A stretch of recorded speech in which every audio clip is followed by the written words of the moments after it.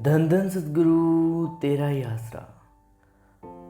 पूजनीय हजूर पिता सन डॉक्टर गुरमीत राम रहीम सिंह जी इंसान। धर्म क्या है? एक सच्चा धर्म किसे कहते हैं? इस प्रश्न का उत्तर बहुत ही साधारण है। बंदे सेरव भाग 9। इसका साधारण सा आंसर अगर विचार किया जाए तो यह विषय गहरा भी बहुत है। मनुष्य का असली सच्चा काम जिसके लिए यह संसार में आया है, केवल मालिक का नाम जपकर और मालिक से मिलाप करके मुक्ति प्राप्त करना है। जन्म मरण के चक्कर में आज़ाद होने के लिए ही परमात्मा ने इसे यह मनुष्य देह बख्शी है, ताकि यह मालिक की बंदगी करके 84 की जेल से छुटकारा पा सके। इंसान दुनिया में आकर मन माया के पीछे लगकर इतना मगन हो चुका है कि अपना काम ही भूल चुका है। जो जिस काम के लिए इंसान इस धरती पर जन्म लेता है, मालिक का नाम जपने के लिए, वो काम तो इंसान भूल ही चुका है। बल्कि दुनियादारी झूठे पदार्थों को इकट्ठा करने ही अपना काम समझने लगा है। दुनियादारी की बातों को समझने लगा है। जीव को जिस जेल से आज़ाद होने के लिए सुनहरी मौका मिला है, यह उसे व्यर्थ में कार्य व्यवहारों में ही गवा रहा है। लाखी जूनी की जेल का पक्का कैदी बनने की तैयारी भी कर रहा है। जीवों की ऐसी दुर्दशा देखकर मालिक अपने अवतार संत महात्माओं के रूप में इस दुनिया पर भेज देते हैं। जीवों की ऐसी दुर्दशा को देखकर जैसे सत्संग जी, दुनियादारी क्या है? जो सतगुरु की राह पर चलते हैं वो तो एक नेक दिन इंसान बन जाते हैं। और दुनियादारी में क्या है? सतगुरु का नाम जपने के लिए मनुष्य धरती पर जन्म लेता है, मालिक का नाम जपने के लिए, परंतु वह दुनियादारी में उलझ चुका है, नशे कर रहा है, बुराई राक्षसीपना कर रहा है। तो जीवों की ऐसी दुर्दशा को देखकर मालिक भगवान ईश्वर अल्लाह वाहिगुरु गॉड राम जी अपने अवतार संत महात्माओं के रूप में इस दुनिया पर भेजते हैं और वचनों द्वारा जीवों को समझाते हैं कि तुम को इन झूठे तथा अस्थायी पदार्थों में फंसकर अपने आयु को बर्बाद कर रहे हो। संत महात्मा समझाते हैं कि इस तरह से तुम अपने व्यर्थ कर रहे हो जीवन को। उम्र तो दिन प्रतिदिन कम होती जा रही है। अपने असली काम की चिंता करो और जो वायदे मालिक से माता के गर्भ में किए थे उन्हें याद करो और उन्हें पूरा करने की कोशिश करो। जीव का असली काम नाम जपना है और यही धर्म है। इसलिए किसी पूर्ण संत महात्माओं से नाम की दौलत प्राप्त करके और इसकी कमाई द्वारा मालिक से मिलना चाहिए।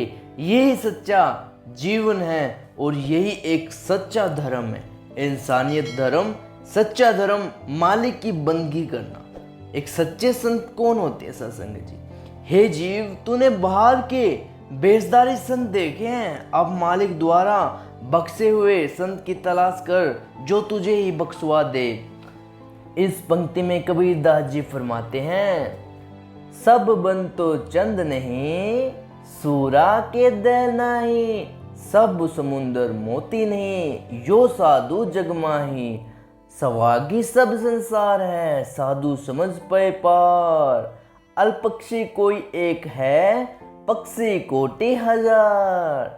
इन युक्तियों का युग युगांतरों से मालिक का यही नियम चलता आ रहा है कि जब जीव धर्म से गिर जाते हैं और हर तरफ पाप अपराध फैल जाते हैं, जुल्म जोर पकड़ लेते हैं, भाई को भाई नहीं देख सकता, इंसान इंसान का शत्रु बन जाता है, सब जीव बुराइयों की तरफ झुक जाते हैं, हर तरफ हाहाकार होने लगती है और जीव मालिक को बोलकर बिल्कुल नास्तिक बन जाते हैं। उस समय अकाल पुरुष के हुक्मानुसार सत्संग जी, उस समय अकाल पुरुष के हुक्मानुसार मालिक की कोई ऊंच शक्ति संत महात्माओं के रूप में धरती पर अवतार धारण करती है।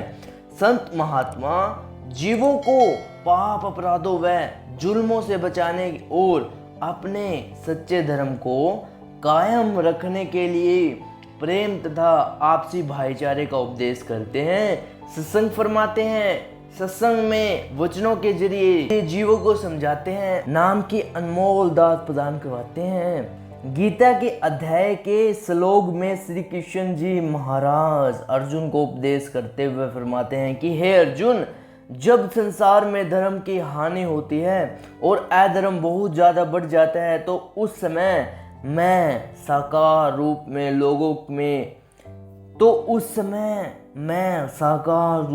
लोगों के सम्मुख प्रकट होता हूँ।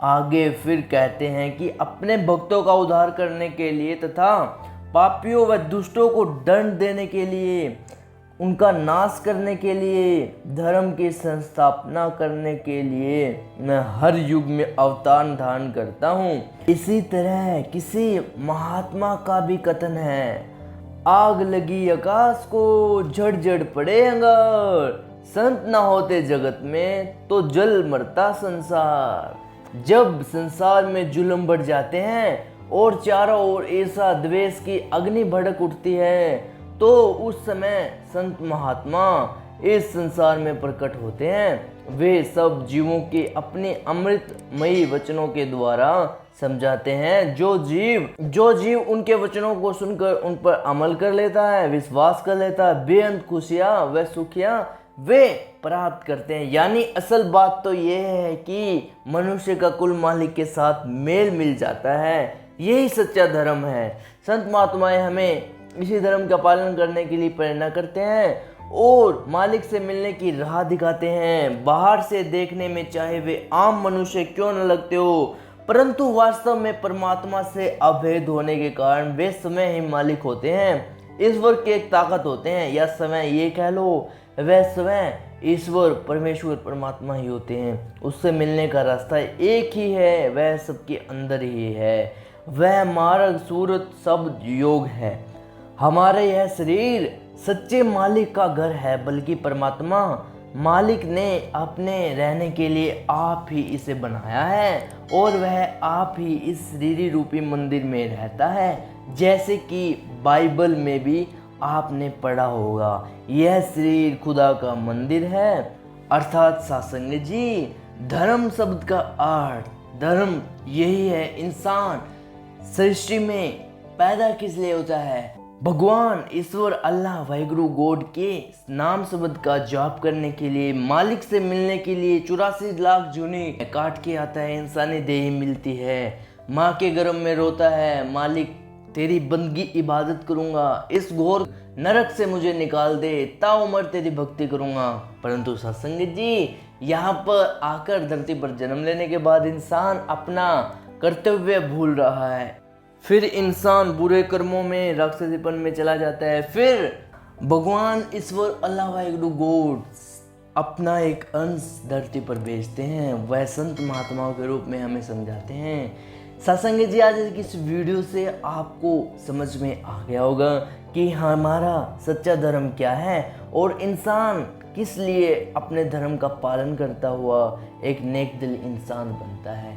उम्मीद करते हैं सत्संग जी आपको आज की ये वीडियो काफ़ी पसंद आई होगी। वीडियो पसंद आए तो वीडियो को लाइक और हमारे चैनल को सब्सक्राइब भी जरूर से कर दीजिएगा और कमेंट में धन धन सतगुरु तेरा ही आसरा या फिर अपने विचार कुछ भी लिखना न भूलिएगा और साथ ही हमारे चैनल को सब्सक्राइब भी कर लीजिएगा। ऐसे ही ग्रंथों के कुछ विषय, शाही अंदाज, सतगुरु जी के शाही वचन आपसे पढ़कर रूबरू करवाते रहे जी। धन धन सतगुरु तेरा ही